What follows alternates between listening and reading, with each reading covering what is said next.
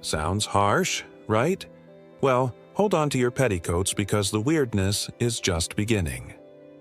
Alongside this stiff absorption came rituals meant to signal warmth, rings, vows, and the persistent legal fiction that declared that two separate souls had somehow become one.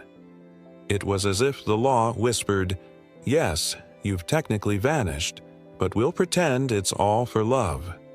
Historians still argue whether Victorians truly believed in this unity of the two souls, or whether it was just a way to sugarcoat ownership. But it gets weirder. Parents also held immense sway over who married whom.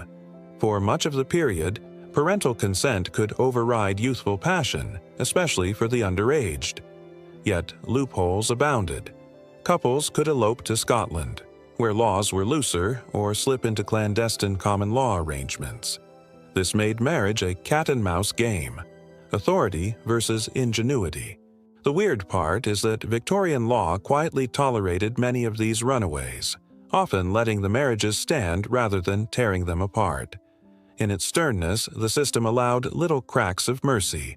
Then comes the question of age. The Victorian age of consent shifted in bewildering ways. At points, girls could legally marry shockingly young, though society frowned upon it. Debates roared about whether adolescence was too early for matrimony, and reformers gradually nudged the number upward. Scholars still puzzle over how Victorians justified these ages. Was it economic practicality, moral panic, or something else? Whatever the case, it made marriage both frighteningly accessible and strangely restrained, depending on where and when you looked. Weddings themselves split along two tracks: common law unions versus church-sanctioned ones. Common law marriages, formed simply by mutual consent and cohabitation, had no priest and no pomp. Yet courts often upheld them, treating these lowly unions with surprising respect. By contrast, church weddings carried grandeur, ritual, and heavy legal weight. The weirdness lay in how both paths could exist side by side: shabby but valid partnerships versus gilded, socially celebrated ones.